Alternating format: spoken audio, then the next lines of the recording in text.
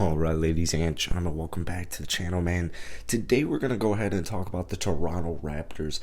If you guys watched my video I made once the trade with Thaddeus Young went through, my initial thoughts and still my opinion is I like the idea to trade for Thaddeus Young.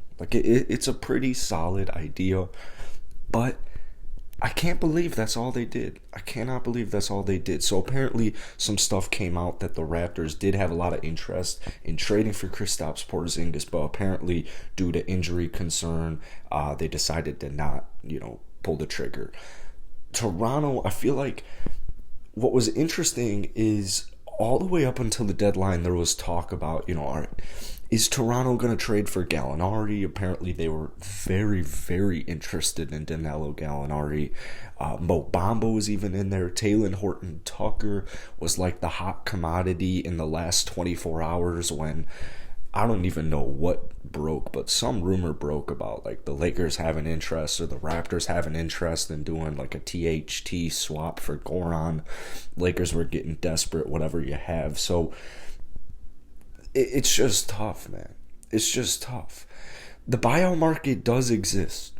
And keep in mind, last year, Toronto did get Khem Birch post-deadline. So the reason I want to make this video is because I think Toronto's contenders. I think they're contenders, but are they going to win it all?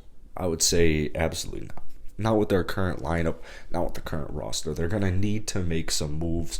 We're actually going to talk about a couple of different guys that they could go after. But, like I said, I like the idea of trading for Thaddeus Young, but does it put you over the edge? I mean, absolutely not.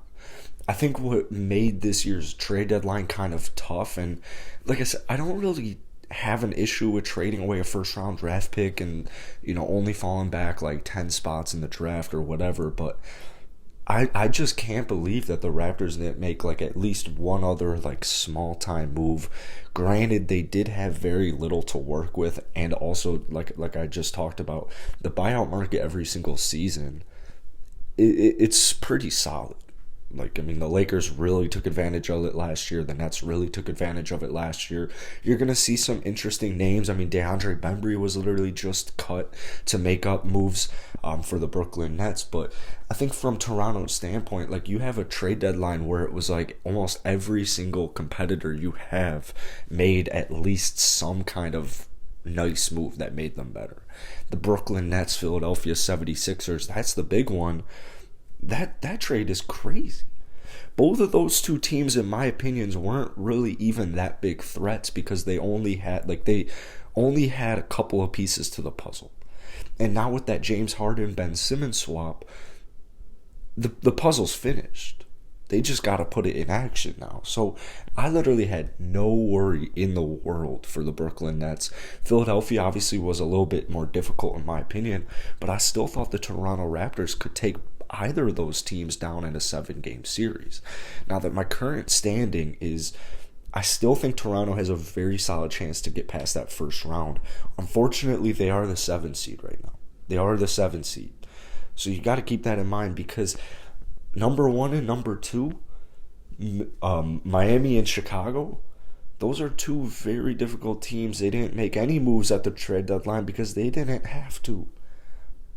If one of those two teams makes a move in the buyout market, even for like a Goran Dragic, that would do a lot for both of those rosters. Now you got Boston sneaking their way into the top 6 seeding. So Toronto, I think they got to do something on the buyout market right now. Thaddeus Young, I like his veteran ability to lead, but I just don't think he helps propel them past like the contending line into championship status team. So some players to keep some eyes on according to Yahoo are Gary Harris, Robin Lopez. Apparently Michael Carter-Williams and Etuan Moore were also both just bought out by Orlando, but some possible guys: Gary Harris, Robin Lopez, DJ Augustine, he was just cut by the Houston Rockets. Dennis Schroeder could follow.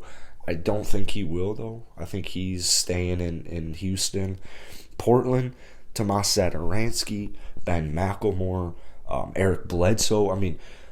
These are big names that, if the Raptors were to get, Eric Bledsoe, oof, I think that would do a lot for him. I still think they're kind of missing like a reliable, sturdy guard.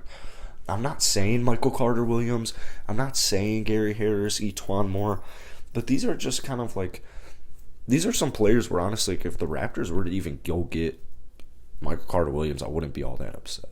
I don't think that they necessarily have a playmaking issue, so I think a guy like Ben McLemore would put him a little bit more over the edge. I mean, if you have a bench consisting of, keep in mind Cam and Scotty kind of share starter minutes, so you'd have like Precious Achiuwa down there, you've had Thaddeus Young, throw in Ben McLemore to play in there with like Delano Banton. I think that's your little scoring boost off of the bench. That's still my main issue with the bench is scoring. I like Thaddeus Young because he's really good at finding cutters. He's really good at creating his own shots, creating shots for other teammates. He's going to do a little bit of everything. He's going to get you some rebounds. He's going to get you some assists, some steals, some blocks, maybe a three. He's going to give you good defense. He's going to give you good team offense. But he's not going to go score double digits every single night. He's not going to go put up 15 for your bench. So I think going out, getting another guard, literally any of the guys I just mentioned, I think DJ Augustine also would be perfect. I mean, imagine you get DJ Augustine. He's not the most flashy player, obviously, but that bench doesn't need flash. DJ Augustine can hold his own on defense. He can carry a bench squad. He did a great job in Houston.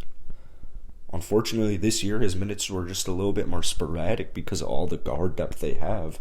Then going out, making that trade, getting Dennis Schroeder, there just isn't a spot for DJ anymore, unfortunately. I wish there was. So Toronto, they got a couple of moves they could make, but unfortunately, the way I see it right now, the way the Eastern Conference improved, I just don't see them getting out of that second round at the very best right now. But you go out, you make like maybe 2 moves even, you get like, even like a Robin Lopez, Ben McLemore, DJ Augustine, you go out, you get like maybe 2 of those players, I think you have a much, much better shot. I don't know if you're right back in the loop, but the way Toronto can get hot, we've seen them, it's going to be tough to stop them come playoff time. So if you guys enjoyed this video, you like daily Raptors content, hit that like button, hit that sub button. I'll see you guys later.